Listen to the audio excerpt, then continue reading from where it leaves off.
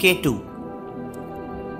جو کہ mount गॉडवन Austin या चौगोरी के नाम से जानी जाती है, माउंट एवरेस्ट के बाद दुनिया की सबसे बुलंद तरीन चोटी है।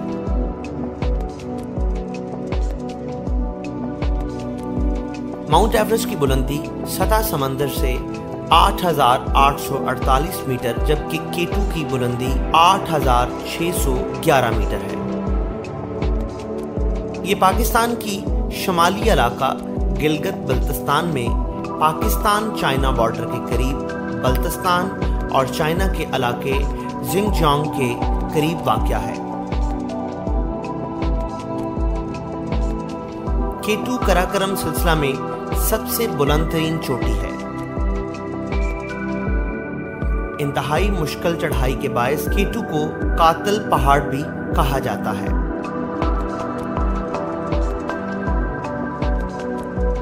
8,000 पहाड़ों को सर करने में अमवात की शरह के लिहाज से इसका दूसरा नंबर है।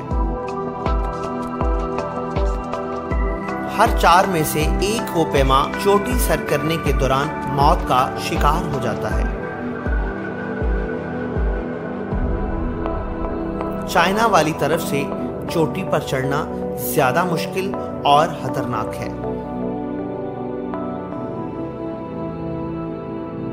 लिहाजा इसको सर करने के लिए पाकिस्तान वाली तरफ को इस्तेमाल किया जाता है।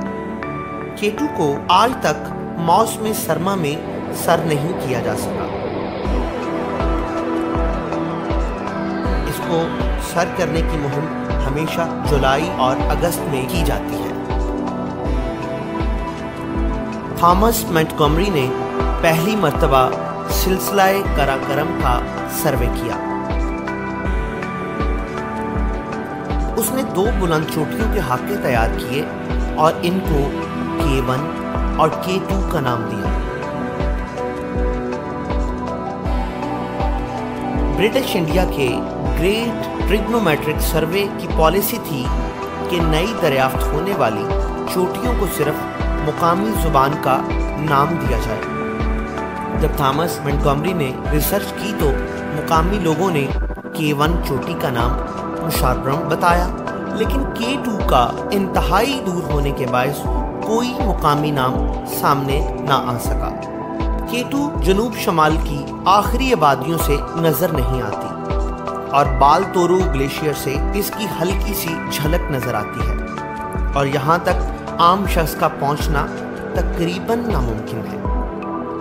K2 को बल्ती जुबान में चौगोरी भी कहा जाता है, जिसका मतलब बड़ा पहाड़ है, लेकिन वसी इलाके में ना बोले जाने के बायस चौगोरी नाम भी K2 को ना दिया जा सका।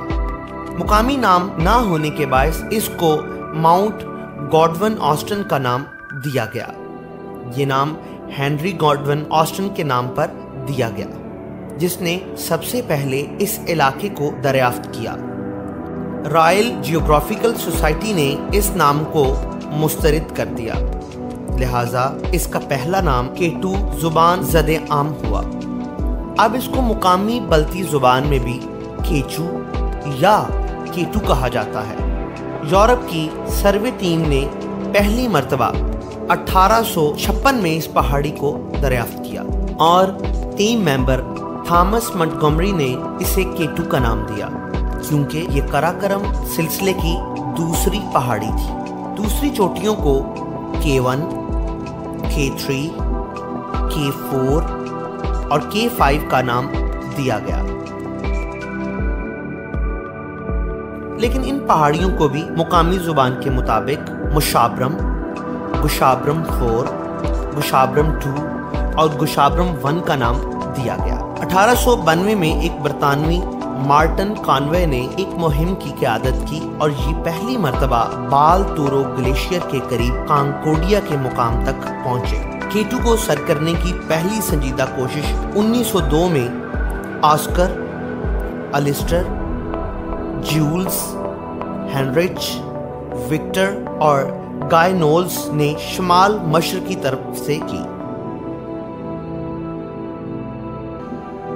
1900 کے ابتدائی سالوں میں جدید ٹرانسپورٹ دستیاب نہ تھی۔ پہاڑ کے دامن میں پہنچنے کے لیے 14 دن لگتے تھے۔ 5 سنجیدہ اور مہنگی ترین کوششوں کے بعد ٹیم 6525 میٹر کی بلندی پر پہنچی۔ اگلی مہم 1909 میں کی گئی۔ پرنس لیوگی امیڈیو اور ڈیوک آف دی ابروزی 6250 میٹر کی بلندی تک پہنچے، اور یہ مہم تھی جنوب مشرقی طرف۔ اس کو ابروزی رج کا نام دیا گیا، لیکن یہ لوگ اس جگہ سے آگے نہ بڑھ سکے۔ جب انہیں مزید کوئی متبادل راستہ نہ ملا تو ڈیوک نے اعلان کیا کہ K2 کو کبھی بھی سر نہیں کیا جا سکتا، اور یہ اس کا اس وقت کا آخری اور اہم فیصلہ تھا۔ 1938 تک کوئی بھی K2 کو سر کرنے کی جرأت نہ کر سکا۔ اسی سال چارلس ہوسٹن نے امریکی ٹیم کی قیادت کی اور اس نے ابروزی سپر والا راستہ ہی اختیار کیا اور 26,000 فٹ یعنی کہ 8,000 میٹر تک پہنچ گئے، لیکن موسم کی خرابی کے باعث انہیں واپس آنا پڑا۔ اگلے سال فرٹز وزنر کی ٹیم چوٹی سے صرف 200 میٹر دور ایک تباہی کا شکار ہو گئی اور اس کے 3 ساتھی اسی مقام پر غائب ہو گئے۔ 1953 میں چارلس ہوسٹن نے دوبارہ چوٹی سر کرنے کی کوشش کی اور 7800 میٹر تک پہنچے، لیکن موسم کی خرابی کے باعث ناکام واپس آنا پڑا۔ ایک اٹالین مہمجو ٹیم بلاہر ابروزی سپر کے راستے 31 جولائی 1954 کو K2 کی چوٹی کو سر کرنے میں کامیاب ہوئی۔ اس مہم کی قیادت RD ٹو نے کی۔ اس کے 2 دوسرے اطالوی ممبران لیسارڈلی اور کمپانونی کے ساتھ ساتھ پاکستانی کوپیما کرنل محمد عطا اللہ بھی شامل تھے۔ ان کے ساتھ 2 پورٹر والٹر بوناٹائی اور امیر مہدی بھی تھے۔ ان دونوں پورٹرز کا چوٹی سر کرنے میں کلیدی کردار اس طرح سے رہا کہ یہ دونوں لیسارڈلی اور کمپانونی کے لیے آکسیجن ٹینک 8100 میٹر یعنی کہ 26,000 فٹ کی بلندی تک لے گئے۔ اپنے ساتھیوں کے ہمراہ لیسارڈلی اور کمپانونی کی K2 کو سر کرنے کی کوشش کو پہلی کامیاب کوشش تسلیم کیا جاتا ہے۔ اطالوی مہم کے 23 سال بعد 9 اگست 1977 کو جاپانی مہمجو اچیرو یوشی زاوا نے پاکستانی کوپیما اشرف امان کے ساتھ چوٹی کو کامیابی سے سر کیا۔ ان لوگوں نے بھی ابروزی سپر والا راستہ اختیار کیا۔ 1500 پورٹر ان کے ہمراہ تھے۔ چوٹی کو سر کرنے کی تیسری کامیاب کوشش 1978 میں کی گئی۔ یہ کوشش امریکی ٹیم نے کی جس کی قیادت جیمز وٹ ٹیکر کر رہے تھے۔ انہوں نے شمالی مشرقی جانب والا طویل کگر والا حصہ چڑھائی کے لیے استعمال کیا اور مشرق کی جانب سے ابروزی رج کے اوپر والے حصے پر پہنچے۔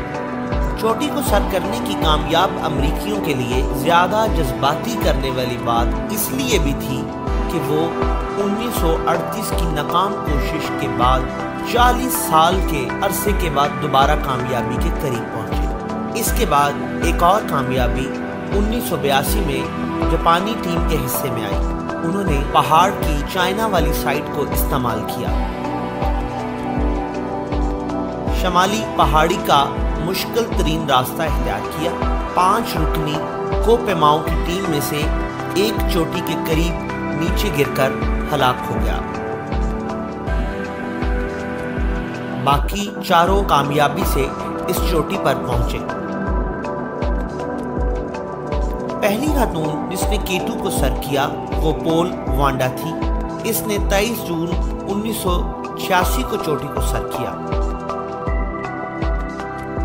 2004 میں اسپینش کوپیما کیرولس سوریا فونٹن نے چوٹی کو کامیابی سے سر کرنے والے سب سے بوڑھے کوپیما کا اعزاز حاصل کیا۔ اس وقت ان کی عمر 65 سال تھی۔ چوٹی کو اب تک اپنی تمام اطراف سے سر किया जा चुका है। अगरचे को हिमालय यानी माउंट एवरेस्ट की चोटी ज्यादा बुलंदी पर वाक़या है, लेकिन K2 को सर करना ज्यादा खतरनाक और मुश्किल काम है। इसको सर करने वाले इसको कातल पहाड़ का नाम देते हैं। जुलाई 2010 तक K2 को सर करने वालों की तादाद सिर्फ 302 थी, जबकि इसके मुकाबले में 2700 कोपेमाओं ने माउंट एवरेस्ट को सर किया। इसको सर करने की कोशिश में अब तक 80 कोपेमा अपनी जान पर खेल चुके हैं। 1986 K2 हादसे में 13 कोपेमा जान से गए। 13 अगस्त 1995 को 6 कोपेमा हादसे का शिकार हुए और 2008 में 11 कोपेमा इस पहाड़ी की नजर हो गए। लेकिन K2 को सर करने का जुनून है कि खत्म होने का नाम नहीं ले रहा। वक्त का धारा यूं ही बहता रहेगा और जुनूनी इस पहाड़ को सर करने की कोशिश में अपनी जानों के नजराने पेश करते रहेंगे और इसको सर करने वाले इस पर कामयाबी के झंडे गाड़ते रहेंगे। उम्मीद करते हैं कि K2 की कहानी आपको पसंद आई होगी।